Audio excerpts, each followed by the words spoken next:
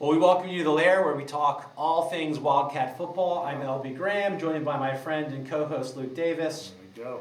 And we're here to talk about the Borgia game. And we were talking about it beforehand, and it was a blowout. It was a curb stomp. Yeah, that was it was a whooping. And the thing that was a little surprising, right, is that we played them just a few weeks earlier. That game started very slow. We had 3 fumbles, went into halftime behind 7-3. We're at home. Yeah.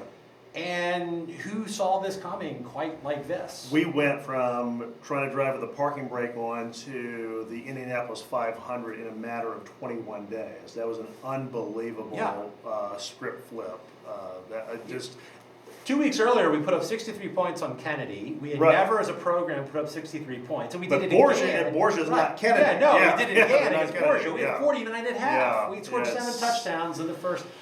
It was crazy. It really is, and Borgia's not a bad team. No. I mean, we would have been favored, but much like Nebraska and Florida in the Fiesta Bowl a number of years back, it was just overwhelming, the difference between the two teams. And there are so many reasons for that we're going to get into in just a second. But I mean, in a lot of our episodes, we've talked about specific plays and players. And while we're going to be showing those clips, obviously, in and out in this video behind us, one of the things we really talk about is just the coaching. And there's some things that are really striking as we've gone through these district games. Yeah, I mean, you think back to the Burroughs game on October 3rd, where we sort of opened up the playbook even more than we had, and we had that jet sweep to Dylan Conway, pulled up on the waggle, through the pass to Logan Sells for the initial touchdown.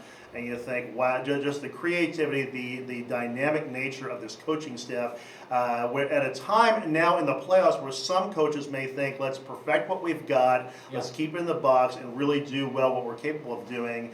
Coach Snyder and everybody keeps expanding things. You think about the 2 things in particular, the double reverse pass for a Logan Sells to Evan Johnson for a touchdown pass. And then really the tactical thing that we kept at for the whole game, the stacked wide receiver. We come out, we've got stacked receivers. You and I are like, what?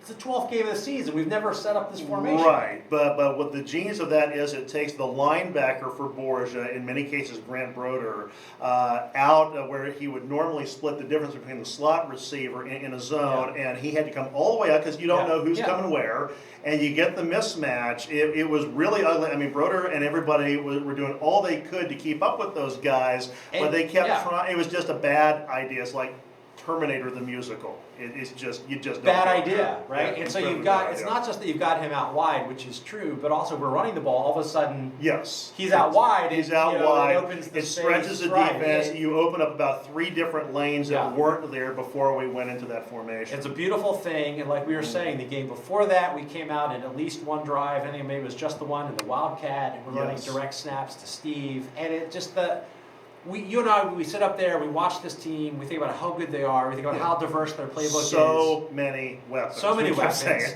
The playbook is already diverse, and yet here's new things after new things. And the advantage of that, LB, is when you think towards the future, you got to think about future opponents. They're looking at these different film sets, and they're like, they keep adding more. And after a while, an opposing coaching staff has to think, this is bordering on indefensible. I mean, they keep throwing more spices on the entrees, and the fans are eating it up. We're eating it up in the press box. It's just really, really amazing, this team, just to watch them grow and stretch their capabilities beyond where they think those boundaries are is really special. There's no question it's been a magical season, and just a quick word, the last couple weeks we filmed 1 episode because the future opponent was one we've already played, and we didn't see the reason of making 2 separate episodes. We are gonna, when we finish this episode, we're gonna tape an episode for the U City game, so we encourage you to come back and watch that. But as we transition to that episode, this is our 3rd straight district title, and it's great to win district titles, but as we've already talked about ourselves, making the quarterfinals just not enough anymore. It used to be something that was a prize, and now we've grown beyond that. We want a much bigger gift this year.